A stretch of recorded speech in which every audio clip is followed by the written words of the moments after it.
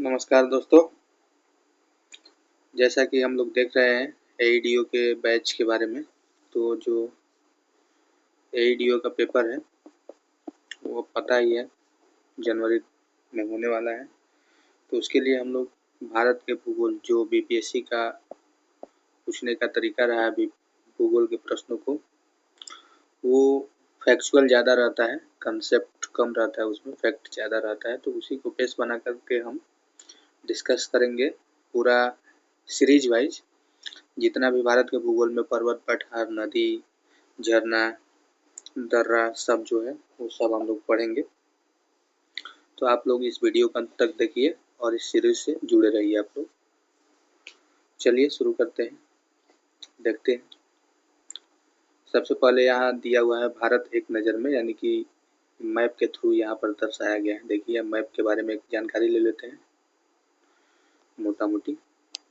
देखिए यहाँ है कुनलुन श्रेणी, पर्वत पठार की बात हो रही, हिंदू कुश पर्वत है। ये पामीर ग्रंथि यानी पामीर पठार से यहाँ से जो जाती है। ये चीन तिब्बत सांगपो नदी है, ये जिसको ब्रह्मपुत्र नदी के नाम से जानते हैं। कैलाश श्रेणी है, ये भी पर्वतमाला है। देखिए ये रेंज है काराकोरम, लद्दाख, जास्कर, शिवालिक। ये रेंज से सवाल पूछे जाते हैं कभी कभी, उत्तर से दक्षिण लगाने के लिए, दक्षिण से उत्तर लगाने के लिए, तो इसको भी आप लोग को ध्यान रखना है। तो देखिए फिर देखते हैं यहाँ चंबल नदी दिया हुआ है, सतलज, सिंधु, झेलम, रावी, सतलज, तो ये सब नदियाँ हैं। दक्षिण में देखें तो पश्चिमी घाट है, पूर्वी घाट है, यहाँ पर कृष्णा नदी, गोदावरी नदी, महानदी। ये अगर पश्चिमी घाट में देखेंगे तो नर्मदा नदी, माही नदी, तापी नदी, ये सब नदियाँ आपको देखने को मिलती है। यहाँ पर मालाबार तट है, यहाँ कोरोमंडल तट है पूर्वी घाट पर। उत्तरी सरकार है, ये महेंद्रगिरी पर्वत की ऊंचाई 1501 मीटर। यहाँ दिया हुआ है भारतीय मरुस्थल है, राजस्थान गुजरात वाला एरिया जो है भारतीय मरुस्थल का ये। अरावली श्रेणी भी यहाँ पर दिया हुआ है, तो आप लोग ध्यान रखना है। अब चलते हैं, आगे बढ़ते हैं, सामान्य जानकारी लेते हैं कि भारत के बारे में क्या क्या सामान्य जानकारी यहाँ पर दिया हुआ है। तो देखिए यहाँ पर देखते हैं, दिया हुआ है कि भारत विश्व का प्राचीन एवं महान सभ्यताओं वाला देश है। इसकी सांस्कृतिक विभिन्नता अद्भुत है। दक्षिण एशिया में इसकी अवस्थिति हिमालय पर्वतमाला के दक्षिण और हिंद महासागर के उत्तर में है। और एशिया महाद्वीप में इसकी स्थिति क्या है, पूर्वी और पश्चिमी एशिया के मध्य है। ये आप लोगों को ध्यान रखना है।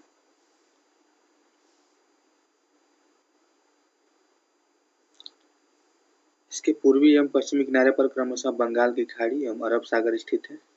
यहाँ दिया हुआ है 32,87,263 वर्ग किलोमीटर में फैले इस देश की प्राकृतिक विविधता का अंदाजा इस बात से लगाया जा सकता है कि इसके दक्षिण पश्चिमी तट पर उष्णकटिबंधीय वन फैले हुए हैं। तो पश्चिम में थार मरुस्थल, जो हमने थार मरुस्थल की बात की, उसका भी विस्तार दिया हुआ है पश्चिम में। तो ये जो 32,87,263 वर्ग किलोमीटर, ये क्या है आपका भारत का क्षेत्रफल है। भारत का क्षेत्रफल है 32,87,263 किलोमीटर।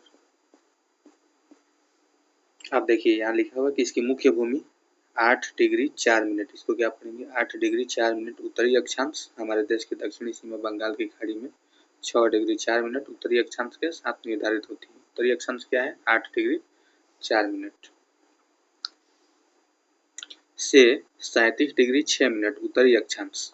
आप लोगों को ध्यान रखना, ये सवाल पूछता है कि भारत का उत्तरी अक्षांश का विस्तार कहाँ से कहाँ तक है, तो ये 8 डिग्री 4 मिनट से 37 डिग्री 6 मिनट उत्तरी अक्षांश है, तथा 68 डिग्री 7 मिनट पूर्वी और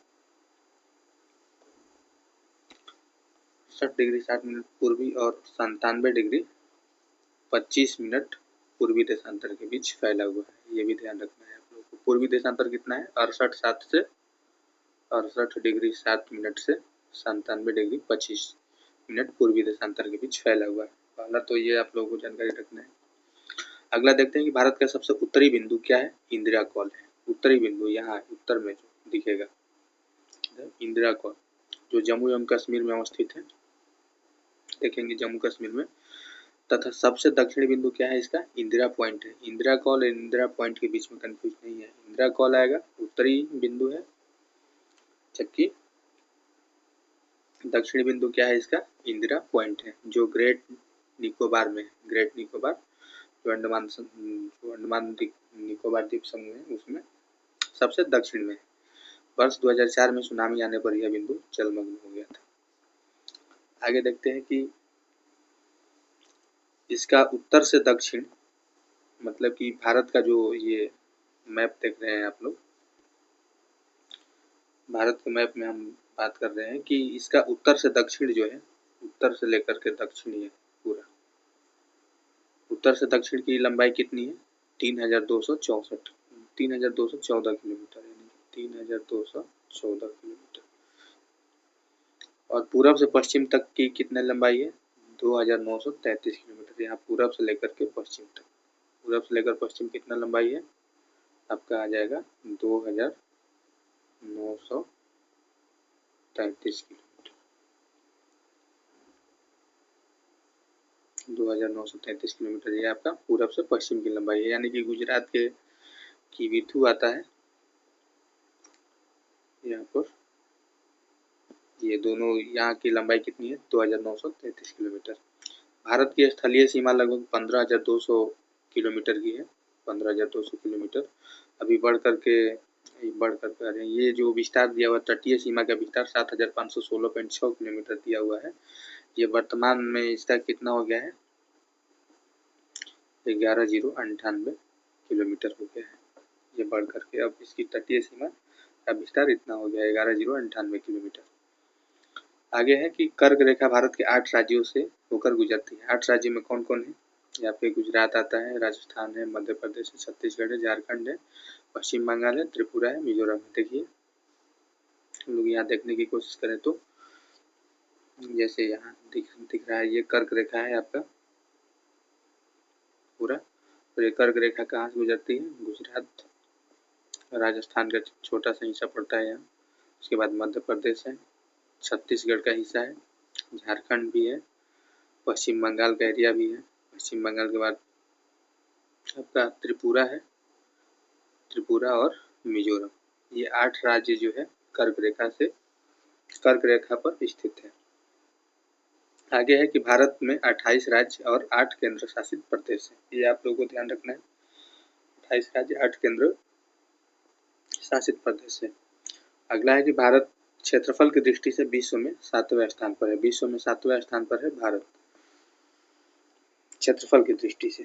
अब बताना है आप लोगों को जनसंख्या की दृष्टि से कितने नंबर पर है। आगे है केंद्र शासित प्रदेश पुदुचेरी का फैलाव भारत के 3 राज्यों में। पुदुचेरी जो केंद्र शासित प्रदेश है उसका फैलाव जो है 3 राज्यों में है, भारतीय के 3 राज्यों में है। वो कौन कौन सा राज्य है? इसके अंतर्गत आता है पुदुचेरी, यनम, कराईकल और माहे। ये पुदुचेरी का ही हिस्सा है, यनम, कराईकल, माहे। माहे कहाँ पड़ता है आपका? केरल में। केरल के इधर आइएगा तो यहाँ माहे पड़ता है, केरल की सीमा पर है। यनम आंध्र प्रदेश की सीमा पर है, जो आंध्र प्रदेश यहाँ आता है इसकी सीमा पर यनम है। और कराईकल पुदुचेरी तमिलनाडु की सीमा पर है। इधर आइएगा तो कराईकल और पुदुचेरी मिलेगा आपको। तो देखा हमने कि कैसे कैसे पुदुचेरी जो केंद्र शासित प्रदेश है 3 राज्यों में विभाजित है, बटा हुआ है। आगे है कि भारत दक्षिण एशिया में क्षेत्रफल एवं जनसंख्या की दृष्टि से सबसे बड़ा देश है। क्षेत्रफल एवं जनसंख्या की दृष्टि से सबसे बड़ा है कहाँ पर? एशिया में। एशिया में भारत क्षेत्रफल की दृष्टि से चीन के बाद दूसरे स्थान पर और जनसंख्या की दृष्टि से पहले स्थान पर आ गया है। यहाँ तो आ ही गया आप लोगों का उत्तर, जनसंख्या की दृष्टि से पहले स्थान पर। आगे है कि अगर इसके सीमावर्ती क्षेत्रों की बात की जाए तो इसके उत्तर पश्चिम में पाकिस्तान व अफगानिस्तान, उत्तर में चीन, नेपाल, भूटान, सुदूर पूर्व में म्यांमार, पूर्व में बांग्लादेश स्थित है। तो ये सब पड़ोसी देश हैं अपने। भारत और श्रीलंका के मध्य में स्थित मन्नार की खाड़ी तथा पाक जलडमरू मध्य। भारत और श्रीलंका के मध्य में कौन सा स्टेट है? मन्नार। मन्नार की खाड़ी जो है भारत और श्रीलंका के बीच। पाक जलडमरू मध्य इन दोनों देशों के एक दूसरे से अलग करते हैं। आगे है कि भारत के 18 राज्य संघ शासित प्रदेश पड़ोसी देश की सीमाओं को स्पर्श करते हैं। जितने भी पड़ोसी देश है जैसे चीन हो गया, नेपाल हो गया, भूटान हो गया, म्यांमार हो गया, पाकिस्तान हो गया, उनसे कितने देश लगते हैं हमारे, तो कितने राज्य लगते हैं, 18 राज्य संघ शासित प्रदेश जो है हमारे पड़ोसी राज्यों की, पड़ोसी देशों की सीमाओं से स्पर्श करते हैं। आगे देखते हैं, आगे यहाँ दिया हुआ है विभिन्न देशों के मध्य सीमा रेखा। विभिन्न देशों के मध्य सीमा रेखा कौन कौन सी है, तो ये देखिए यहाँ पर दिया हुआ रेड क्लिफ लाइन किसके किसके बीच है, तो ये है भारत और पाकिस्तान के मध्य। ध्यान रखना है, भारत पाकिस्तान के बीच कौन सी रेखा है, रेड क्लिफ लाइन है।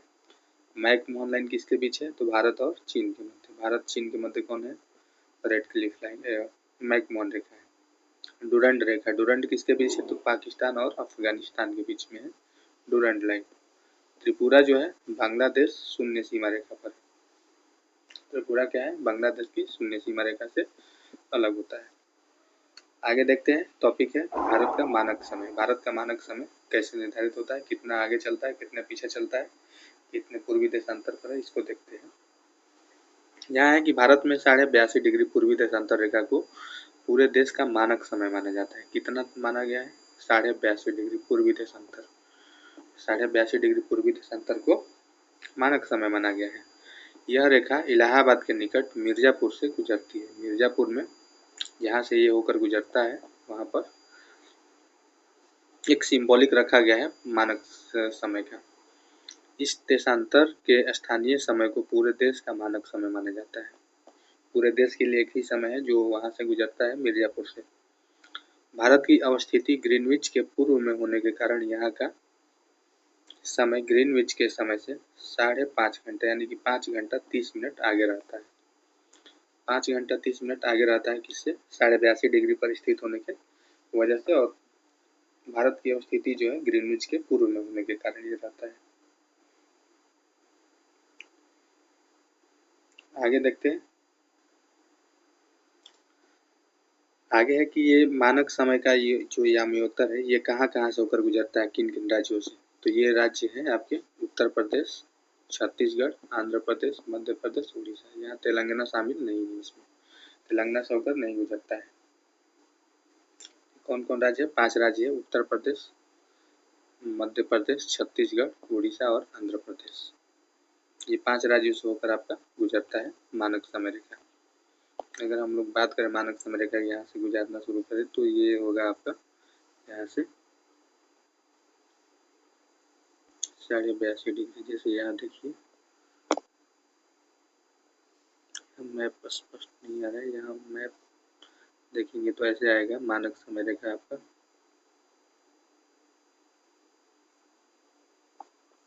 ये 5 राज्यों से मिलता हुआ आएगा आपका।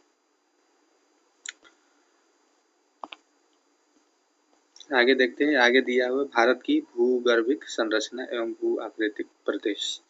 भारत की भूगर्भिक संरचना के बारे में यहाँ बात करना है। तो देखिए यहाँ पर भारत की भूगर्भिक संरचना में प्राचीनतम एवं नवीनतम दोनों प्रकार की चट्टानें पाई जाती हैं। नवीन भी और प्राचीन भी, यानी कि पुराना और नए दोनों प्रकार की चट्टानें पाई जाती हैं।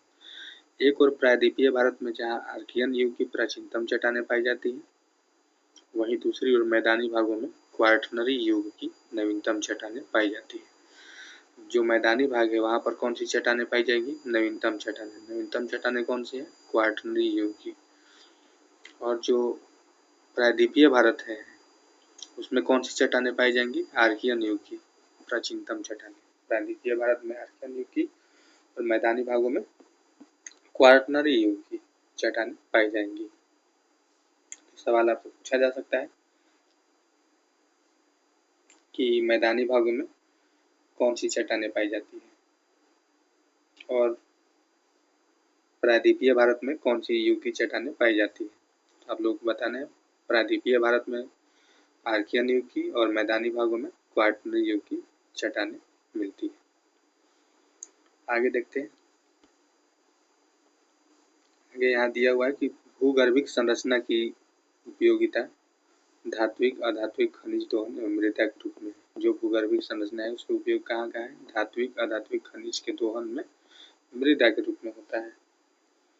विभिन्न कालानुक्रम में निर्मित संरचना के कारण भारत की भूगर्भिक संरचना में पर्याप्त भिन्नता है।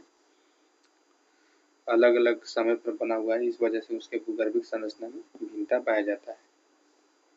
अब देख लेते हैं कि भारत के जो पड़ोसी देश हैं उसकी सीमा रेखा की लंबाई कितनी है। सीमा रेखा तो हमने पढ़ लिया, उसकी लंबाई देखते हैं किसके कितनी कितनी है। तो यहाँ पर लंबाई दिया हुआ है, पहले यहाँ देश है, सीमा किलोमीटर में, संबंध भारतीय राज्य। देखिए बांग्लादेश जो है 4096 यानी कि 4096.7 किलोमीटर की रेखा बनाता है भारत और बांग्लादेश के बीच। इसमें 5 राज्य शामिल है, पश्चिम बंगाल, मेघालय, मिजोरम, त्रिपुरा, असम। 5 राज्यों को ध्यान में रखना है। और सबसे लंबी सीमा रेखा भी बांग्लादेश के साथ ही बनता है। पश्चिम बंगाल, मेघालय, मिजोरम, त्रिपुरा और असम 5 राज्य शामिल है। उसके बाद आता है आपका चीन। चीन के साथ कितना है? 3488 किलोमीटर। इसमें भी 5 राज्य हैं, लद्दाख, हिमाचल प्रदेश, उत्तराखंड, सिक्किम और अरुणाचल प्रदेश। ये 5 राज्य इससे सीमा लगाते हैं। अगला नंबर आता है पाकिस्तान का 3323 किलोमीटर। ये भी 4 राज्य से सीमा साझा करता है, गुजरात, राजस्थान, पंजाब, जम्मू कश्मीर, 4 राज्य हो गए। तो हमने बताया था यहाँ पर पीछे कि कुल 18 राज्य हैं, ऐसे कि 18 राज्य केंद्र शासित राज्य मिला के हैं जो पड़ोसी देशों के साथ सीमा साझा करते हैं। नेपाल कितना करता है? तो नेपाल करता है 1751 किलोमीटर। उत्तर प्रदेश, बिहार, पश्चिम बंगाल, सिक्किम और उत्तराखंड के साथ, इसमें भी 5 राज्य हैं। म्यांमार कितना करता है? तो 1643 किलोमीटर। इसमें अरुणाचल प्रदेश, नागालैंड, मिजोरम और मणिपुर शामिल है। भूटान कितना करता है? तो भूटान है आपका 699 किलोमीटर, जो कि सबसे कम है। भूटान के बाद अफगानिस्तान है वो जो सबसे कम है। भूटान कितना है? 699। पश्चिम बंगाल, सिक्किम, अरुणाचल प्रदेश, असम, ये 4 राज्य से भूटान। और अफगानिस्तान जो कि सबसे कम, इसके बीच के पाकिस्तान और अफगानिस्तान की सीमा रेखा का नाम क्या था? डूरंड, हमने ऊपर डिस्कस किया है, डूरंड। तो इसमें लद्दाख से सीमा साझा करता है 106 किलोमीटर का। तो ये पूरा हमने देखा कि सीमा रेखा की लंबाई कितनी है, कितने कितने राज्यों से होकर लगती है, किन किन देशों से। अब देख लेते हैं भूगर्भिक संरचना का विवरण। जो चट्टानें भूगर्भिक संरचना अलग अलग समय काल में निर्मित हुई है, उसमें कौन कौन सी चट्टानें आती हैं। तो यहाँ देखते हैं आर्कियन क्रम की चट्टानें। आर्कियन क्रम की चट्टानें कौन कौन है, इसकी क्या विशेषता है, क्या क्या शामिल होता है।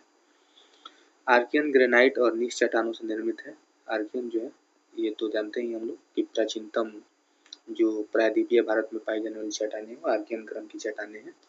उसमें ग्रेनाइट और नीच चट्टानों से निर्मित भारत की प्राचीनतम संरचना है, जिसकी उत्पत्ति जो है गर्म गलित पदार्थ यानी कि मैग्मा के शीतलीकरण द्वारा हुआ है।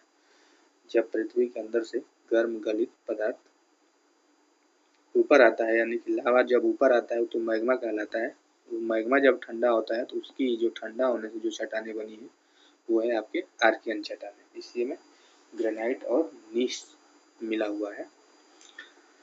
आगे है कि यह प्रायद्वीपीय पठार की आधारभूत जीवाश्म रहित संरचना है। इसमें कोई जीव का अंश नहीं है, इसमें जीवाश्म नहीं है,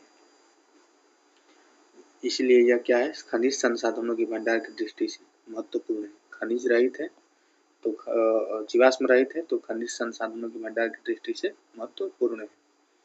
नीचे की परतों में मिलने के साथ जटिल संरचना होने के कारण इसकी आर्थिक दृष्टि से दोहन अत्यंत कठिन कार्य है। इसका जो उपयोग है थोड़ा सा मुश्किल हो जाता है, क्योंकि ये नीचे के परतों में मिलता है। ये इसकी संरचना भी जटिल होती है, इसलिए इस संरचना का आर्थिक महत्व नहीं है। आगे देखते हैं। आगे है कि प्रायद्वीपीय पठार के अधिकांश क्षेत्र में इस संरचना का विकास हुआ है। प्रायद्वीपीय पठार जो हमने ऊपर डिस्कस किया था, लेकिन दक्षिणी पर्वतीय क्षेत्र, बुंदेलखंड, नीस तथा पश्चिम बंगाल नीस में इस संरचना का सर्वाधिक विकास हुआ है। यहाँ तक कि हिमालय पर्वत की जड़ों और अरावली पर्वत की आधारभूत परतों में भी यह संरचना मिलती है। हिमालय पर्वत की जड़ और अरावली पर्वत की आधारभूत परत में भी प्रायद्वीपीय पठार यानी कि आर्कियन प्रकार की चट्टानें मिलती है। अब आता है धारवाड़ क्रम की चट्टानें। धारवाड़ क्रम की चट्टानें कैसी है तो इसको देख लेते हैं। यह है आर्कियन क्रम की संरचना में भौतिक एवं रासायनिक परिवर्तन द्वारा प्राप्त अवसादों के निक्षेपण से धारवाड़ संरचना का विकास हुआ है। जो आर्कियन क्रम की चट्टानें हैं उसी के अवसादों के निक्षेपण से धारवाड़ संरचना का विकास हुआ है, जो जीवाश्म रहित प्राचीनतम अवसादी चट्टान से बनी है। जीवाश्म रहित, इसमें भी जीव का अंश नहीं है, कोई भी जीवित पदार्थ इसमें शामिल नहीं है। इसके प्राचीनतम अवसादी चट्टान से बनी है। इसका सर्वाधिक कायांतरण हुआ है। खनिज संसाधनों के भंडार और उत्पादन की दृष्टि से इस संरचना का आर्थिक महत्व है। जो धारवाड़ चट्टान है, धारवाड़ क्रम की चट्टान है, वो खनिज संसाधनों के भंडार और उत्पादन की दृष्टि से काफी महत्वपूर्ण है।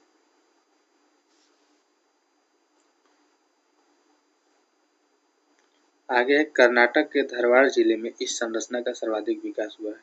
जो धारवाड़ क्रम की चट्टानें हैं, ये कर्नाटक में एक धारवाड़ जिला है, उसमें सर्वाधिक विकास हुआ है इसका, धारवाड़ क्रम की चट्टानों का। इसके अतिरिक्त छोटा नागपुर पठारी क्षेत्र, अरावली पर्वत और शिलोंग पर्वत में भी इसकी संरचना का विकास हुआ है। शिलोंग पर्वत मेघालय वाला, अरावली पर्वत ये राजस्थान, और छोटा नागपुर पठारी क्षेत्र यानी कि छोटा नागपुर जो झारखंड बिहार का एरिया है, वहाँ पर भी धारवाड़ क्रम की चट्टानें पाई जाती है।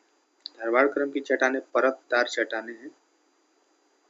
इसमें जीवाश्म का अभाव पाया जाता है।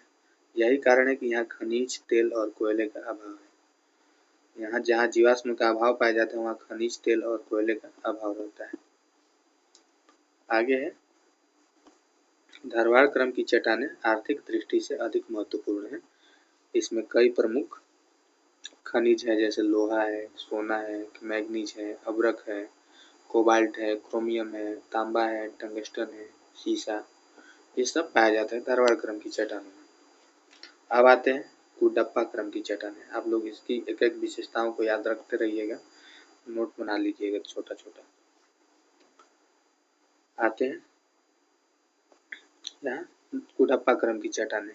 पहले देखे थे आर्कियन, उसके बाद धारवाड़, अब आते हैं कुडप्पा क्रम की चट्टानें। तो आर्कियन और धारवाड़ संरचना में भौतिक व रासायनिक परिवर्तन के कारण प्राप्त अवसादों के निक्षेपण से कुडप्पा संरचना विकास हुआ है।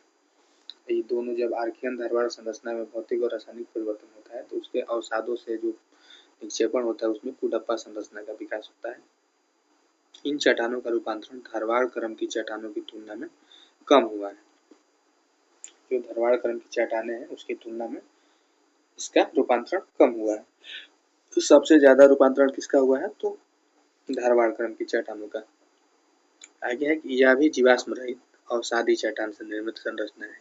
इसमें भी जीवाश्म नहीं पाया जाता है, जिससे चूना पत्थर का सर्वाधिक भंडार है। चूना पत्थर का सर्वाधिक भंडार किस क्रम की चट्टानों में मिलता है तो ये आपका कुडप्पा क्रम की चट्टान है। आगे है कि आंध्र प्रदेश के कुडप्पा क्षेत्र कहाँ है, आंध्र प्रदेश जिला में। धारवाड़ कहाँ है तो धारवाड़ आपका कर्नाटक जिला में पड़ता है। इस संरचना का सर्वाधिक विकास हुआ है कुडप्पा क्षेत्र में, आंध्र प्रदेश में। इसके अलावा छोटा नागपुर पठारी क्षेत्र और अरावली पर्वत में भी इस संरचना का विकास हुआ है। कुडप्पा क्रम की चट्टानें बलुआ पत्थर, चूना पत्थर तथा संगमरमर आदि के लिए प्रसिद्ध है। कुडप्पा क्रम की जो चट्टानें हैं बलुआ पत्थर, चूना पत्थर तथा संगमरमर आदि के लिए प्रसिद्ध है। अब आते हैं विंध्य क्रम की चट्टानों को देखते हैं। विंध्य क्रम की चट्टानें हैं तो विंध्य क्रम की चट्टानों में आता है, इन चट्टानों का निर्माण कुडप्पा क्रम की चट्टानों के बाद हुआ है। चट्टानों के निर्माण का क्रम भी याद रखना है। कुडप्पा क्रम की चट्टानों के बाद कौन आता है, विंध्य क्रम की चट्टानें। कुडप्पा संरचना के विकास के बाद अवसादों के निक्षेपण से विंध्यन संरचना का विकास हुआ जो लाल बलुआ पत्थर और चूना पत्थर चट्टान से निर्मित संरचना है, जिसमें जीवाश्म के प्रमाण मिलते हैं लेकिन धात्विक खनिजों का अभाव है। इसमें कहा है जीवाश्म के प्रमाण मिलते हैं, किस क्रम में तो विंध्यन क्रम की चट्टानों में। विंध्यन क्रम की जो चट्टान है इसमें जीवाश्म के प्रमाण मिलते हैं, यहाँ पर दिखाई देते हैं। अब देखते हैं आगे दिखा है कि भवन निर्माणकारी पदार्थों के भंडार के कारण इसका आर्थिक महत्व ज्यादा है। यहाँ पर जो विंध्यन क्रम की चट्टानें है इसका उपयोग क्या है? भवन निर्माणकारी पदार्थ के भंडार के रूप में। इसका सर्वाधिक विकास विंध्य पर्वतीय क्षेत्रों में हुआ है। विंध्य पर्वतीय क्षेत्रों में जैसे बिहार का जो कैमूर वाला हिस्सा है वहाँ पर भी इसका प्रसार देखने को मिलता है। अब आते हैं गोंडवाना क्रम की चट्टानें। गोंडवाना क्रम की चट्टानें, इस क्रम की चट्टानों का निर्माण कार्बोनीफेरस काल से लेकर जुरैसिक काल के मध्य हुआ है। कार्बोनीफेरस और जुरैसिक काल के मध्य कौन सी चट्टानें हैं? गोंडवाना क्रम की चट्टानें। तो ये काल याद रखना है आप लोगों को, कौन काल है? ये है आपका कार्बोनीफेरस और जुरैसिक काल। इन दो कालों के बीच में कौन सी क्रम की चट्टानें विकसित हुई है? तो ये गोंडवाना क्रम की चट्टानें।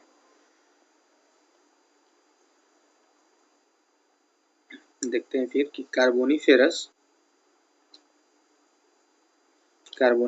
पर्मियन युग में भू संचलन द्वारा धसाव की प्रक्रिया से संरचनात्मक बेसिन का निर्माण हुआ, जहां कार्बनिक अवसादों का निक्षेपण होने के कारण गोंडवाना संरचना का विकास हुआ है, जो कोयला भंडार की दृष्टि से भारत का सर्वाधिक महत्वपूर्ण क्षेत्र है।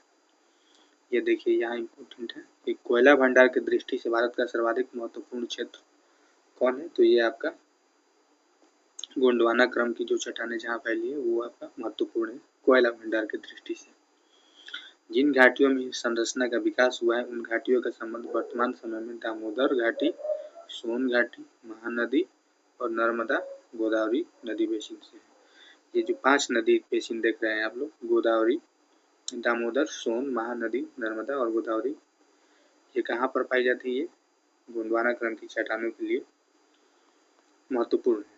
यह संरचना क्रम भारत की ऊर्जा आवश्यकताओं का आधार है। ऊर्जा के लिए भी इम्पोर्टेंट है।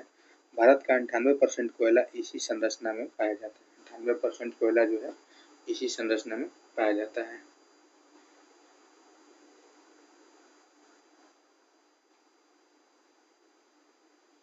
छोटा नागपुर पठार में दामोदर नदी बेसिन कोयला भंडार की दृष्टि से भारत का सर्वाधिक महत्वपूर्ण क्षेत्र है। छोटा नागपुर क्षेत्र जो है दामोदर नदी बेसिन में आता है। इसमें जो कोयला भंडार है सर्वाधिक महत्वपूर्ण क्षेत्र है कोयला भंडार की दृष्टि से। देखते हैं यहाँ पर इसका जो संरचना हम लोगों ने जो पढ़ा, अभी देख लेते हैं एक टर्शियरी दक्कन ट्रैप, उसके बाद देखेंगे हम लोग दक्कन ट्रैप।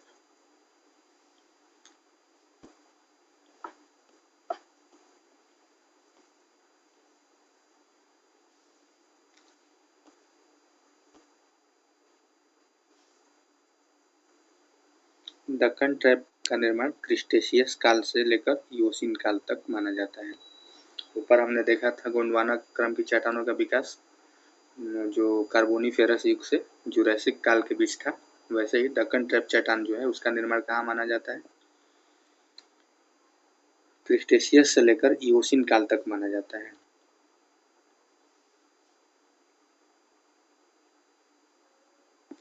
इस संरचना का विकास जो है लावा प्रवाह के फलस्वरूप सीढ़ीनुमा आकृति के रूप में हुआ है। इस संरचना का जो विकास हुआ है लावा प्रवाह के फलस्वरूप सीढ़ीनुमा आकृति के रूप में हुआ है। क्रिस्टेशियस युग में शांत दरार प्रकार की ज्वालामुखी प्रक्रिया द्वारा बेसाल्ट चट्टान से निर्मित संरचना का विकास हुआ है। ये शांत बेसाल्ट चट्टान से निर्मित संरचना है दक्कन ट्रैप। पूछा जाए दक्कन ट्रैप का निर्माण किन प्रकार की चट्टानों से हुआ है? तो बेसाल्ट चट्टान है। दक्कन ट्रैप बेसाल्ट और डोलोमाइट चट्टानों से निर्मित है। यहाँ लिखा हुआ भी डोलोमाइट और बेसाल्ट चट्टान। इन चट्टानों का विखंडन से काली मिट्टी का निर्माण हुआ है। इन्हीं चट्टान के विखंडन, जो ये चट्टान विखंडित होते हैं, टूटते फूटते हैं, तो इससे काली मिट्टी का निर्माण हुआ है, काली मिट्टी। इस संरचना का सर्वाधिक विकास कहाँ हुआ? महाराष्ट्र के दक्कन ट्रैप क्षेत्र में हुआ है। यह जो संरचना है कहाँ पाई जाती है? महाराष्ट्र के दक्कन ट्रैप क्षेत्र में। इसके अतिरिक्त गुजरात के कठियावाड़ प्रायद्वीप, मध्य प्रदेश का मालवा पठार, छोटा नागपुर के राजमहल पहाड़ी, तेलंगाना पठार, तमिलनाडु के कोयम्बटूर मदुरई पठार और कर्नाटक के पंगलुरु मैसूर पठार में भी बेसाल्ट चट्टान से निर्मित संरचना का विकास हुआ है। तो ये आपके दक्कन ट्रैप की चट्टानें थी। अब देख लेते हैं इसी क्रम में अंतिम चट्टान जो है टर्शियरी क्रम की चट्टानें। टर्शियरी क्रम और क्वाटरनरी क्रम की चट्टानें देखते हैं इसको भी। तो ये है आपका टर्शियरी क्रम की चट्टानें। इस संरचना का विस्तार कश्मीर से लेकर के असम तक हुआ है, कश्मीर से लेकर असम तक। इस क्रम की चट्टानों का निर्माण इओसिन काल से लेकर प्लाइओसिन काल तक हुआ है। जो टर्शियरी क्रम की चट्टानें हैं, इओसिन काल से लेकर प्लाइओसिन काल तक हुआ है। इसी कालक्रम में हिमालय पर्वत श्रृंखला का निर्माण भी हुआ है। हिमालय पर्वत श्रृंखला का निर्माण किस काल में हुआ है? तो आपका टर्शियरी क्रम की चट्टानें इओसिन से लेकर प्लाइओसिन काल तक। इस कालक्रम में हिमालय पर्वत श्रृंखला का निर्माण हुआ है, इओसिन से लेकर प्लाइओसिन काल तक। टर्शियरी क्रम की चट्टानों में उत्तरी पूर्वी भारत और जम्मू एवं कश्मीर में निम्न स्तरीय कोयला पाया जाता है। हिमाचल प्रदेश एवं गढ़वाल हिमालय में चूना पत्थर के निक्षेप पाए जाते हैं। उत्तर पूर्वी भारत और जम्मू कश्मीर में निम्न स्तरीय कोयला पाया जाता है। यहाँ पर जो कोयले का निम्न स्तरीय जो क्या बोलते हैं उसको, लिग्नाइट, यहाँ पर पाया जाता है। हिमाचल प्रदेश एवं गढ़वाल हिमालय में चूना पत्थर निक्षेप पाए जाते हैं। अब अंतिम देख लेते हैं क्वाटरनरी क्रम की चट्टानें। ये आपके क्वाटरनरी संरचना मैदानी क्षेत्रों में पाई जाती है। हमने ऊपर बात भी किया था, मैदानी क्षेत्रों में पाई जाने वाली क्वाटरनरी चट्टानें हैं। पुरानी जलोढ़ मृदा जिसे बांगर कहा जाता है का निर्माण मध्य एवं ऊपरी प्लेस्टोसीन काल में हुआ है। बांगर मृदा का निर्माण कहाँ हुआ है? प्लेस्टोसीन काल में। जबकि नवीन जलोढ़ मृदा जिसे खादर कहा जाता है, ये भी ध्यान रखना है। नवीन मिट्टी को क्या बोला जाता है? नवीन जलोढ़ मिट्टी को खादर बोला जाता है, जबकि पुरानी जलोढ़ मिट्टी को क्या बोला जाता है? बांगर बोला जाता है। इसका निर्माण प्लेस्टोसीन काल से वर्तमान काल यानी कि होलोसीन युग तक जारी है। जो नवीन जलोढ़ मृदा है जिसको खादर बोलते हैं, इसका निर्माण अभी जारी है, वर्तमान काल होलोसीन युग तक। कश्मीर घाटी का निर्माण प्लेस्टोसीन काल में हुआ है। थार के मरुस्थल में भी प्लेस्टोसीन काल के निक्षेप मिलते हैं। जो थार का मरुस्थल है राजस्थान में, उसमें भी प्लेस्टोसीन काल के निक्षेप आपको मिलते हैं। तो ये हमने चट्टानों के बारे में जानकारी प्राप्त किया, कितने प्रकार के जो चट्टानें हैं उसका निर्माण कैसे हुआ, कौन कौन सा पाया जाता है इसमें। आगे हम लोग पढ़ेंगे भारत के भू आकृतिक प्रदेश। चट्टानों का जो हमने वर्गीकरण देखा है, ये क्या क्या विशेषता था उसके बारे में हम लोग ने पढ़ा। अब देख लेते हैं थोड़ा सा इसका मैप पे वितरण क्या क्या है, कैसे है। तो इसके वितरण के बारे में देखते हैं। तो देखिए धारवाड़ क्रम, धारवाड़ एवं कुडप्पा क्रम की चट्टानें जो रेड रेड से दिखाई जाती है, ये तमिलनाडु केरला का एरिया जो है, थोड़ा सा इधर आंध्र प्रदेश। दक्कन ट्रैप देखिए यहाँ पर, दक्कन ट्रैप का ये है आपका दक्कन ट्रैप। दक्कन ट्रैप कहाँ है आपका? महाराष्ट्र के एरिया में पूरा ज़्यादा है। ये आंध्र प्रदेश में भी थोड़ा है, कर्नाटका में भी है। उसके बाद आता है आर्कियन क्रम की चट्टानें। आर्कियन क्रम की चट्टानें कौन कौन है? तो ये आपके आर्कियन क्रम की चट्टानें हैं। ये आपके पूरा आर्कियन क्रम की चट्टानें हैं। इसके बाद आता है जलोढ़ मृदा। ये आपकी जलोढ़ मृदा है, ये जलोढ़ मृदा।